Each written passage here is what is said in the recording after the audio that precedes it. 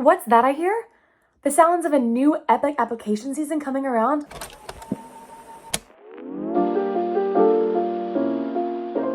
Welcome back to our channel, and if you're new here, hello. Thank you so much for clicking on this video. My name is Sydney, and along with my friends Allie and Henry, we've been teaching in Korea for over 2 years now. We're going on our 3rd year. We've all applied through the EPIK program. EPIK, not EPIC, of which I am. English program in Korea.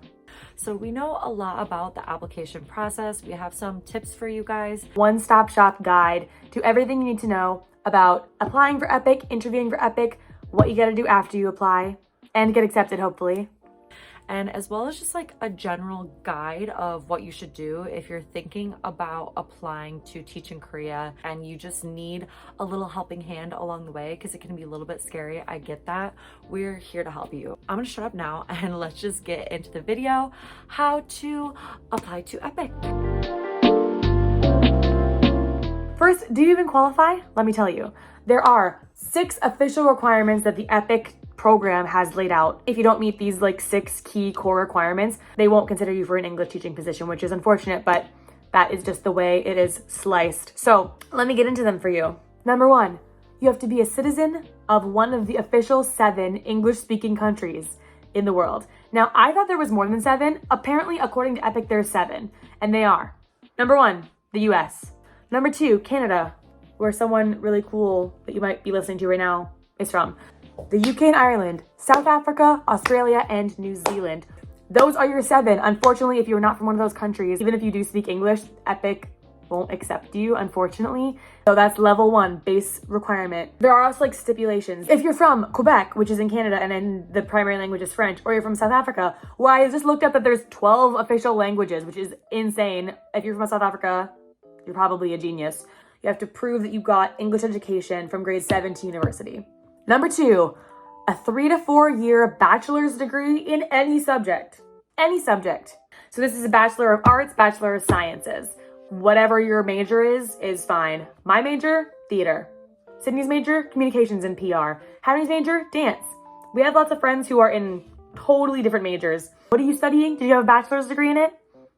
Come on over. Requirement number 3 is a TEFL, T-E-F-L, or TESOL, T-E-S-O-L certification. Now, TEFL is teaching English as a foreign language, so that you can get that certification online, offline. It's just to prove that you can teach English to those who speak other languages. I got mine online. I don't know anyone personally who got theirs in person because we all got ours during COVID. Also, if you have a degree in education, you do not have to do this. This is not required. I got mine at TEFL.org. Literally, I looked up TEFL, and it was TEFL.org. I said, thank you so much. I will be taking that. Number 4, no criminal record. If you have a criminal record, you can't work around kids. That's pretty standard. Traffic violations don't count because you get a criminal record check and things like that don't show up. So misdemeanors and felonies. No misdemeanors, no felonies. Number 5 is a little bit interesting the way it's worded. It says good mental and physical health. Now, who of us has amazing, perfect mental health? We're all doing the best we can. But EPIK wants you to be, and I also want you to be, in good mental and physical condition. If you are accepted, you will be doing a health check when you get to Korea and submitting a self-health check, and you will be getting one at orientation. But if you have major physical health issues, they will not be accepting you, detrimental to your own physical and personal daily life. They won't accept you for things like that.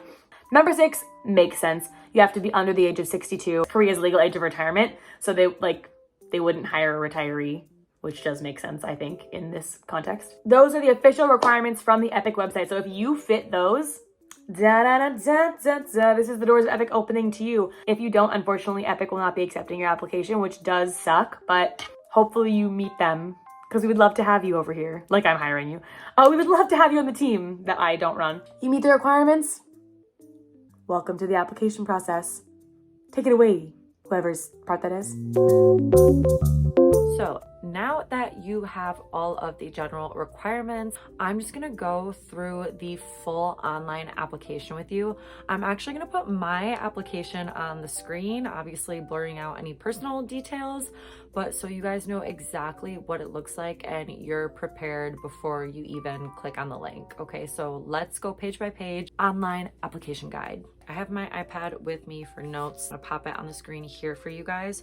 So we're starting with page 1, and that is just like basic information. You don't really need to prepare for this because you should already know your name, your age, things like that. It has your Kakao Talk ID and like your email and phone number. You don't need Kakao for anything really at the beginning. Don't feel like you need to create an account just for that. Next, we're gonna move on to page 2. Page 2 is just some more information, but it is a little bit of background stuff that I personally had to type up into Google Docs beforehand, just because I wanted to be totally ready before I clicked apply. I really recommend doing that. It makes it a lot easier and less stressful. But you're gonna need to know your elementary school, middle school, high school, like the years you started, when you ended, and then you're also gonna add your universities on there. For me, I transferred from a university after my first year, so I just went ahead and added both of mine. I feel like as long as you have the one you graduated from on there, it's okay. And then you have your teaching certification, so you're gonna have to do the TESOL or TOEFL before you actually come here, but if you haven't completed it at the time that you applied, that's totally fine. I didn't have mine done yet when I initially applied, and I was still working on it, but you just say that you've enrolled and put your expected completion date. The online versus in-class hours, I know when I applied, because it was during COVID, we were able to use like Zoom teaching as in-class hours, but I would double check on if that is still allowed, especially if you're applying to somewhere like Busan where that is required to have in-class teaching hours. I would email someone from EPIK and double check what the current requirement is. Next part, it has teaching experience in Korea. So if you're not in Korea yet, you don't have to worry about that. If you are, obviously you put your current schools. Non-teaching work experience. I know, like, for some people, especially if you're applying while you're in college or freshly graduated, maybe you don't have a ton of work experience, maybe you do. For me, I put on here like babysitting, just to show that I have worked with kids before, even though it was a long time ago. If you've had a ton of jobs and experience, list the ones that are most relevant to this job. And then for salary level, so most people would be level 2 or 3 most likely. If you have teaching experience, then it could be a little bit higher, or if you have like a master's in education, it could be higher. So just double check that you have the right level. If you don't, they'll correct you, it'll be fine. Joint applicant or dependents. So this is one that I did not have because I didn't know anyone when I was applying, but if you're coming here with family or friends, whatever, obviously you'll put them in this section. That's just one of those things that they really will try to keep you together if possible, or they'll try to give you like that preferred placement. Placement preference, this I feel like can be a whole other video. We have talked about this on our channel before. We can get into it more if you guys would like, but this is your number 1 preferred placement. If you don't have a preference, you can put no preference. I would recommend doing your research and picking a place. Even if you think you have no preference, you probably do. And if you put no preference, you probably will end up in the middle of nowhere. And if you're okay with that, you're okay with that. You might as well at least pick your province, because you could end up in the middle of nowhere anyways. You know, you should at least pick the area of Korea that you want to be in, whether it's north, south, east, west, near a city, not near a city. Like, do a little bit of research beforehand and pick what you think is going to be best for you. That's not guaranteed that you're going to get placed there, but at least you know your application is going to get sent there and they'll have a look at it, and hopefully you will get your preference. Page 4 is additional personal information. It is better to be overly honest than to lie and then them like find out that you lied and get in trouble for it. They will tell you during the interview if you can take something off your application. Like, I had recently been to the hospital. I put it on my initial application, and then when I interviewed, I let them know like it was not serious, and we just took it off before they actually submitted it to the schools. So be honest, it might end up coming off your application at the end of the day. Page 5 is just things that you're agreeing to. Obviously, read them through, check everything, sign at the bottom. And then we get into the personal essays. Now, as far as I'm aware, the personal essays have been the same questions every year for the past like 10 plus years or whatever. So there shouldn't be any surprises here. You can save your application before you get to the essays and the lesson plan, but I honestly prefer just having it all done beforehand. You can copy and paste and then fix the formatting, because that way you can have people read them through multiple times and you don't have any issues with like, oh no, it didn't save. So question 1 is answer both why you want to teach EFL and why you want to teach in Korea. I would say my biggest advice here is to be honest, but also understand that like this is a job that you're applying for. You don't want to come across as someone who's just like, I'm just here because like Korea's fun, it's like a vacation or whatever. And like, obviously, if you are thinking that, you shouldn't apply in the first place because this is a real job and you do have to teach real children. You have to like being around children. You have to like teaching. Like, it's not just to come here for vacation. I feel like a lot of people say like, oh, they don't want you to know Korean. Like, they don't want you to speak Korean in the classroom. Like, if you know Korean, don't tell them that you know Korean.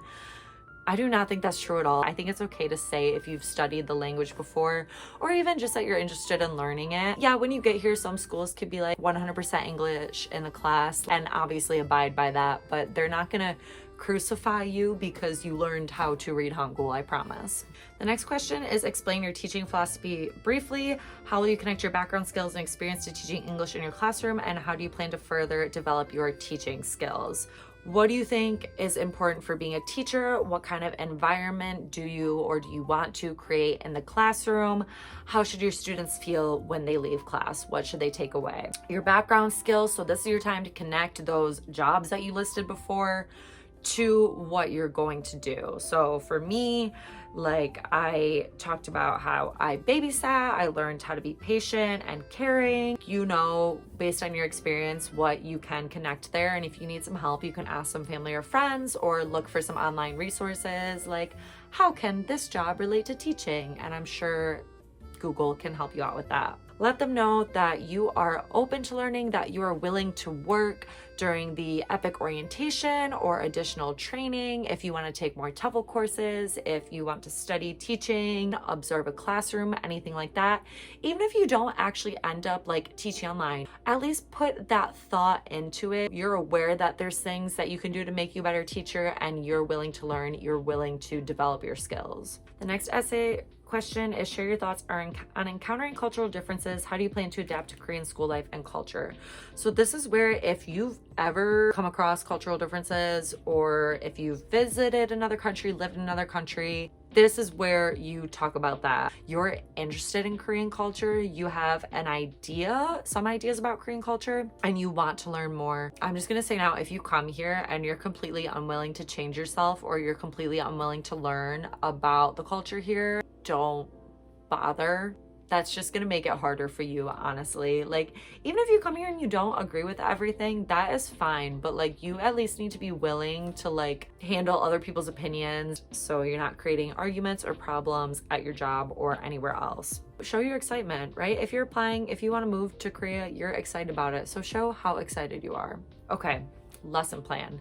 This can be daunting for people. I totally get that. We're gonna go through it together. We're starting out with grade level: elementary, middle, high. Do whichever one you want to teach. If you specifically really want to be a high school teacher, there are much fewer positions, but then make your lesson plan for high school. Show that you can be a really good high school teacher, and maybe you will get one of those positions. Obviously, the most positions are for elementary school. Even if you apply for high school, you might get placed in elementary school. That's just how it is. Ability level, at first when I applied, I did not like understand what to put for this.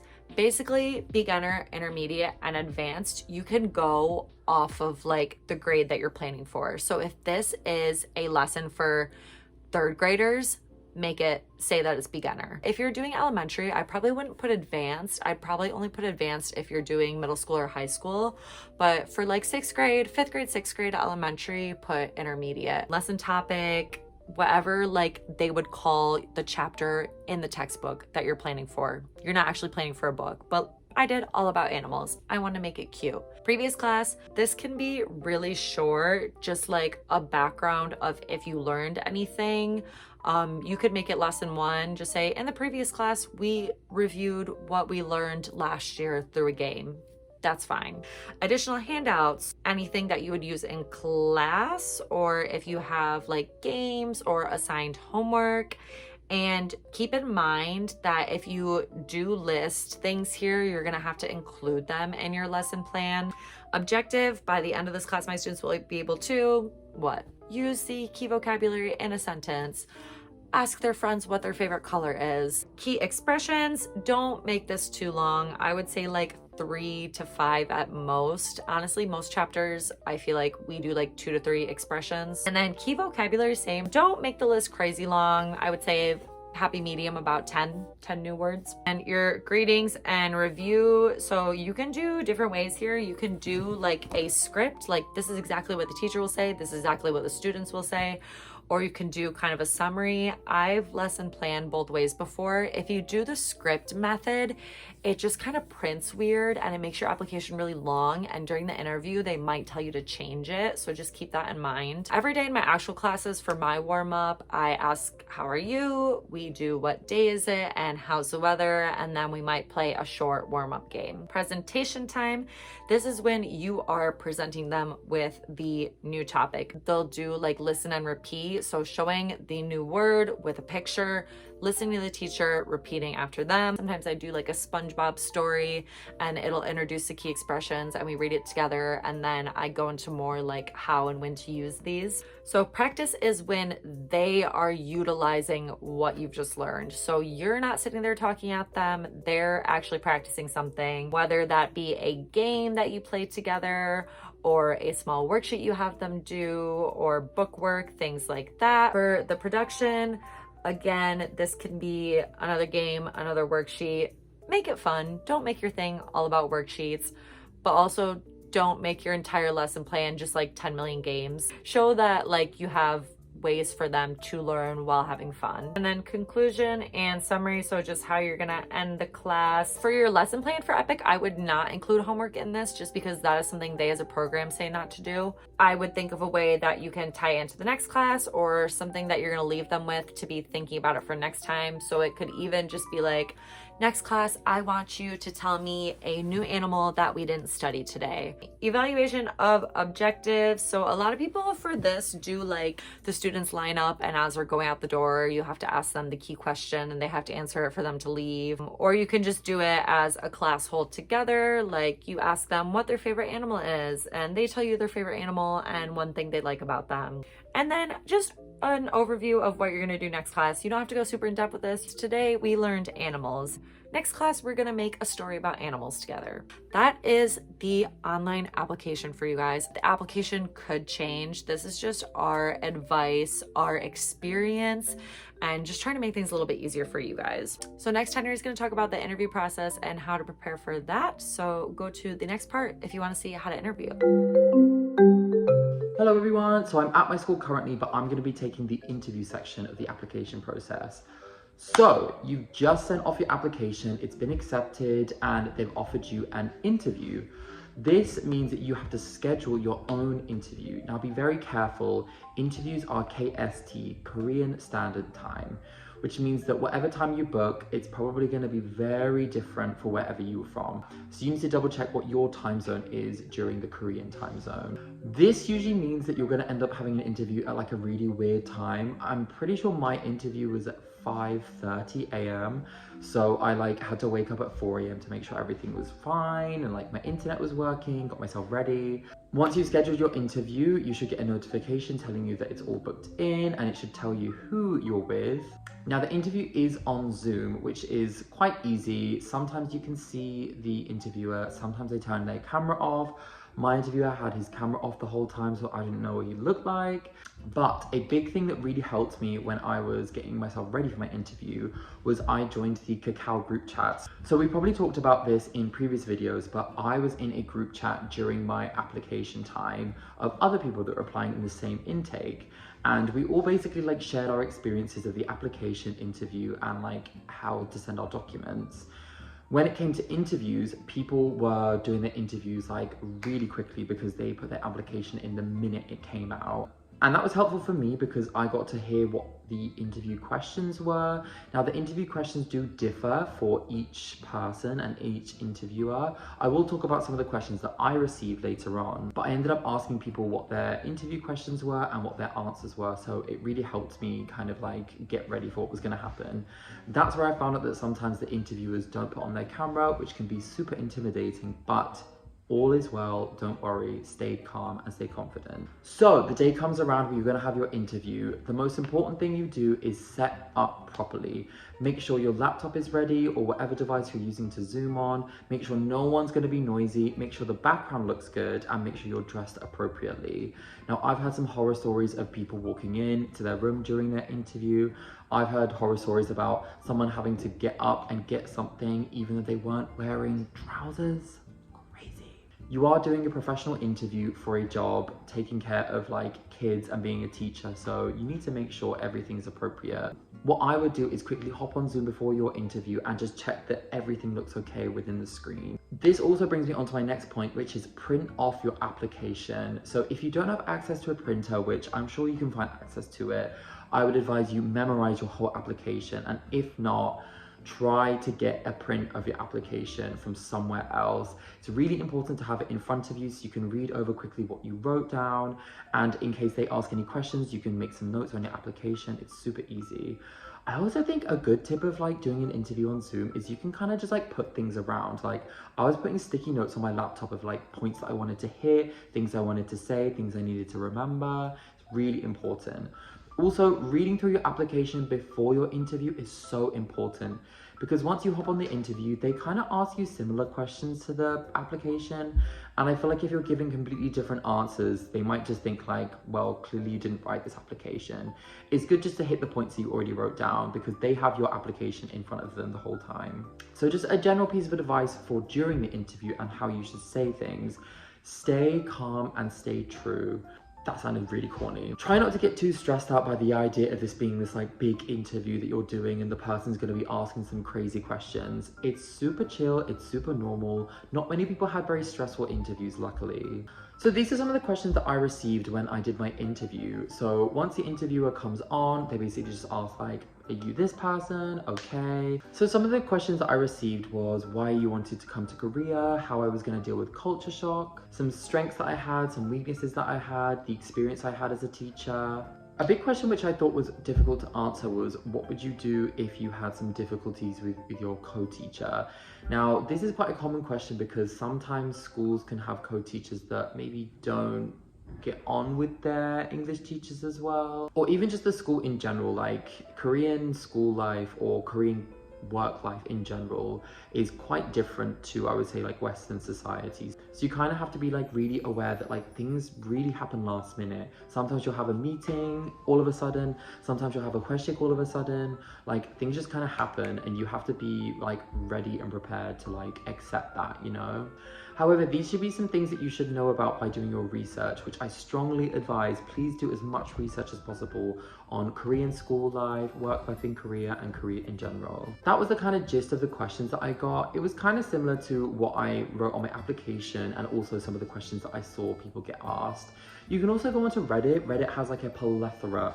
Is that a real word? Reddit has plenty of expat teachers that have talked about their interviews and what questions they got asked, and that was super helpful for me too. Now, it brings me on to my lesson demo. So at some point, I'm pretty sure they keep doing this now, but for my interview and everyone in my intake, we had to do a lesson demo.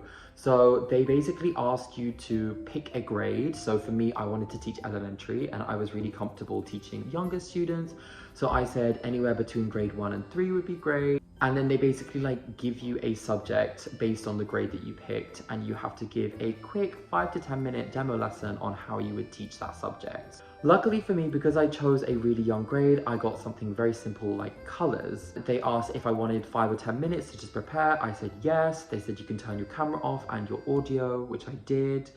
And I basically just took a piece of paper, wrote down what I was gonna do. I kind of wrote down some colors on some papers. I luckily had this like rainbow thing that I had like on my desk. So I just used that to describe everything. Now, this isn't exactly to see if you can make a great lesson plan. It's more just to see how you can act around students. You're more likely to be teaching in an elementary school, which means you need to be acting very like big and your voice needs to be super slow and loud and clear. They're just kind of seeing if you have like the vibe of a teacher and if you can like really snap into that teacher mode. If you're acting really shy and timid and not speaking very loudly, they are probably going to see that you're not a great fit for the EPIK program. So make sure you're practicing your big voice, your big gestures, and making it super clear. Now, not to say you're not gonna feel stupid. I felt so stupid with a 30, 40 plus year old man being like, this is red, can you say red? And his webcam was off. It was so weird, but trust me, just go with it, have confidence, and I promise you it'll be fine. There will come a point where they'll probably stop you if you like keep going over, but my advice is to just keep going until they ask you to stop, because if you cut it off super soon, they might be like, why the hell did they do that, you know? Just prepare some things in advance. I have heard some people get really difficult subjects, but I think you should be fine. Like, don't stress too much. Then after the demo lesson, they ask you a few questions about like your preferred location. I said I wanted Seoul. They kind of reiterate that Seoul is a very competitive place. And I said, no, I do want Seoul. My best advice is to stand your ground. The first time I didn't get Seoul, but the second time that I applied, they were like, are you sure you want Seoul? It's quite competitive. And I was like, I want Seoul or nothing. And they were like, okay. So just stand your ground and make it very clear that that's the place that you want. The best advice I can give is just make sure that you seem like a very approachable teacher. Remember, you're applying to work with children, so as long as you seem kind, generous, and you're doing it for the right reasons, then they're definitely going to be more inclined to take you in the position. Try not to mention too much about K-pop. If that's like a big reason why you've applied, then I would try and think about the reasons why you want to be a teacher and not just live in Korea, and decide if it's right for you. And if you have decided that living in Korea is right for you and you know you do want to be a teacher, then I would maybe talk about other things that you appreciate about Korean culture, what you like about being a teacher, what you can see yourself doing in a few years. Anyway, the interview finishes, you'll be done. I found out pretty much the next day, around about midday, that I passed the interview. Now, passing the interview does not mean that you have the position. You still have to wait to get your documents over to Korea and then actually get a final position with EPIK. So sit tight. When you receive your confirmation email that you passed your interview, you then have to start preparing your documents, which Ali will take over. Oh my God, you got in. I'm so proud of you. Congratulations for getting in. There are documents you need. Many, many documents that take long to prepare. The instant you're able to prepare these documents, please start. Mine took so long. It was also during COVID, but mine took like, I would say a month and a half to get everything together and then ship it out. And that was a really stressful. I also applied pretty late in the game. I applied like the beginning of November and I got accepted in like December-y time. It was stressful. So the moment you can start doing it, start doing it. There are many things you need. I will tell them all to you now. These are going to go all into one packet that you ship either to your recruitment company. I shipped mine to my recruitment company. I was in Corvia, shipped mine to Corvia, and they gave them to EPIK. Or if you're applying as like a direct applicant, you can put yours to EPIK directly. This costs money. Let me tell you right now. First things first, be prepared to spend some money on this because my shipping cost about, I think, $150 Canadian, depending on where you're from, how you're shipping, where you live, like it costs money. So be prepared for that. First thing you need, copy of your application, hard copy signed by you in ink, personal essays, lesson plans, things like that. Those will go into your packet. And a photo of you. I originally had submitted a photo to my first recruitment company and it was like very casual outfit, very awkward, very brightly lit. Like I looked a little crazy and they were like, maybe take a different one. And then I'm looking back, they were right. Look presentable, look professional, look like a hireable person. Next thing is documents that require apostilling. Apostilling is like a process of official certification. Canada used to not have this. I just read that officially as of, I think March 6th, which is like 2 weeks ago, officially Canada now apostles stuff. So you can get them apostilled. I've never done it, so you now can. I think it's easier. I think it's one step rather than two, which is great. So things that require being apostilled, first one is your degree along with a sealed copy of your transcripts, your final transcripts. These are sealed the way they come from your university. I made the mistake of opening mine and getting them notarized. Don't do that, because then you have to get other ones, not apostilled. They're sealed, they're official. If you haven't graduated yet, that's fine. You can submit your current transcripts, like just what you have up to now. You have to be graduated by the time you start. So if you are not graduated yet, you can submit your current transcripts and then within 6 weeks of your contract start date, submit your actual final transcripts to EPIK and your school, and that will be perfectly fine. I think they cost me when I got them like 32 Canadian dollars for, I think I got 2 copies of mine. So your university should be able to provide them to you. Next thing to be apostilled is your criminal record background check. This is at a federal level, so it's like FBI certified criminal background check. You also have to get your fingerprints done. This appointment took me a long time and they took 2 weeks to come back to me. So get them done as soon as possible. They take a while. And then the criminal background check, you have to get from a federal level. I got mine from my local level. That was not right. Get it from federal level. Your country may do this in a different way, so make sure you get your criminal background check from a federal level, FBI level, and prove you didn't do any crimes. That must be apostilled. Next thing is pretty common, I think, with any job, but you need 2 letters of recommendation. These are from professional or academic sources, university level academic or professional employer. If you are currently employed, they want one from your current employer, and if they did want one from the university, they requested one from my university. I had provided one from my current employer and one from a co-op placement I'd done in a school because I thought it was education based, and that one didn't fly. They can't be copies. They want them ink physically signed. I scanned them to my recruitment company, but they wanted them physically ink signed in the packet. So they have to be like within 2 years and from someone you can actually get to like physically ink sign it with a copy of their business card or their letterhead. Also, a copy of your passport. Scan it in, print it out. Copy of your passport. That's pretty simple. And then a copy of your certificate for TEFL or TESOL. So again, this can range in price. Mine was about 200 Canadian dollars or so. I read they can go up to 500 US dollars, so that seems pretty expensive, but the last required document that I have found is that you need to submit the proof of English education. If you're from like Quebec or South Africa, places that have different official languages, you have to submit your proof of official English education. All these things into one bubble mailer. Get it to either your recruitment company or to EPIK directly, depending on how you applied. And send those off to Korea. Wait to hear back. I'm sure you'll be great. Because they're expensive to ship, it takes a long time to ship. Get a tracking number because you're gonna wanna know where those are. It's a lot of personal information about you and it's important and you wanna know where it is. So get it tracked and send it ASAP. In case you have a problem with it where you have to send it again or do something differently, give yourself a cushion of time if you have one. And that's it. Thank you for watching our video this week. Leave a comment if you applied for EPIK, if you have any questions about applying for EPIK that we didn't answer in this video. We can make more Q&A videos. We can make more EPIK videos. Just let us know what you want to see in the comments below. And if you're new here, make sure you go ahead and hit the like and subscribe buttons so you don't miss any of our new videos. We're edging closer to 3,000 subscribers, so join the soulmates. You don't want to miss out. Good luck with your applications. We love you. I'm wishing the absolute best for you. Stay soulmates. See you later. Maybe I'll see you in Korea.